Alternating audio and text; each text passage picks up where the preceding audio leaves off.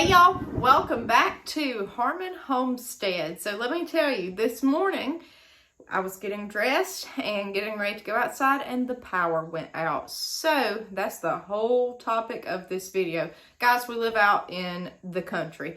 There's trees that fall every day. I get it, but I have never had the power go out as frequently as it has this past summer. Every 2 weeks, the power has went out. And usually, if the power goes out like this morning, it will be back on in 20 minutes.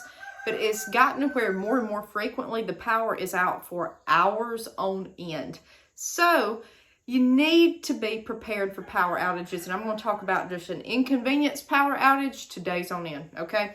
Look back at my older videos for prepping. Are you prepared with lights? That's going to be huge with this. And then my last Are You Prepared video for the winter time. Okay, we're coming up on winter time, and this is not a time that you want to lose power if you are dependent on the power grid. Okay, so first of all, everybody knows this. You need some source of light. You need multiple flashlights. You need batteries. You need candles, and you need lighters or matches. We've got all different kinds of everything there. Any kind of light source you need. That's really the main thing you need with an inconveniencing power outage. As far as anything else, you're okay. Next, let's get into food, okay? I have told you before that we are completely electric, unfortunately. So if the power goes out, I have no way to cook food, none. I have an electric stove. This fall, we are getting our fire pit prepared to be able to cook outside because it has gotten so frequent with these power outages.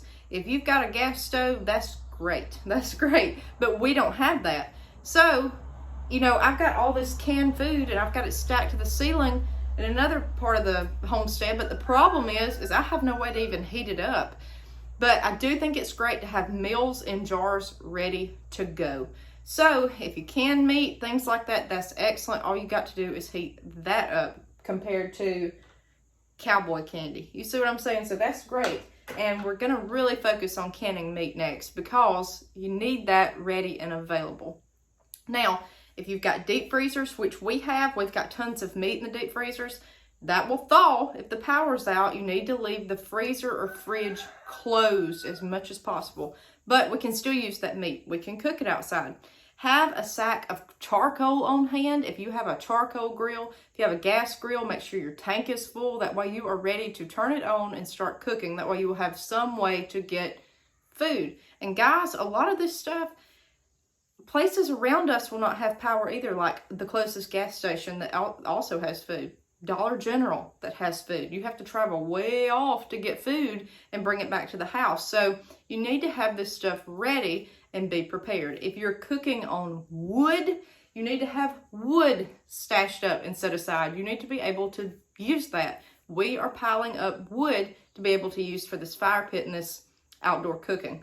Next, if you cook outside, you need cast iron, guys. You really need cast iron. I just grabbed my biscuit pan, but you really need pots and pans that you can cook stuff in, such as soup, stew, anything that will hold the contents. If you just get this, you're going to have a harder time fixing a whole meal on a flat pan. You need all different types of cast iron. I have everything from Dutch ovens to whatever. And look at this stuff too. You can get a Dutch oven with a handle that will hook onto something that way it can hang over an open fire. That would be great. You need to look at this stuff and prepare to see how you're going to use it, okay? Next, an inconvenience. Just an inconvenience with a power outage. Guys, I love coffee. I love it. Get you some instant coffee and put it back on the shelf in case something happens because you don't want to be without a coffee pot and it's 5 a.m. like it was this morning. So have some instant coffee. Just set aside. That way if the power goes out while you're getting dressed for work, whatever, it comes back on in 20 minutes, you had your cup of coffee, okay? It's not what you probably want, but it's better than nothing. Instant coffee and a manual can opener. Guys, those two things you need. So we've talked about coffee, we've talked about a manual can opener, cast iron. Two things that are huge to me that no one thinks about. We, again, are completely electric. When the hurricane came through a couple of years ago, that's all I talked about, Hurricane Zeta. We were without power for 8 days. It was very warm, then it turned cold. Guys, especially this time of the year, get your blankets, your socks, your sweaters, all that out. Get it ready, because if the power goes out and it's cold in your house and you have no backup source of heat, no generator, that's something you need, okay? Guys, you're going to be cold. You need something to keep warm. If it's in the summertime, just do the best you can, okay? But two things that seem very simple if you're going without power for a long time, but it really did help us. Number one, plastic cutlery, plastic plates, foam plates, and plastic cups. That is wonderful, because you don't realize how many dishes you go through, even if you eat takeout 3 times a day. If the power's out, you do not realize how quick those dishes will pile up. Now you've got water, but guess what? We've got an electric water heater as well. So there goes that. You don't even have warm water to wash dishes in. It's a hassle here. So the dishes piled up. It was horrible, horrible trying to get those washed with cold water. We got them done, but it was not ideal. Plastic stuff that was disposable to use in an emergency was ideal, and we've learned that after the power outage. Now, next, what are you going to do with all that? Guys, I just brought these out. I don't even care for buying trash bags. My husband likes them. I just use grocery store sacks, put them on the doorknob, and throw them out when they're full, okay? That's just what I do.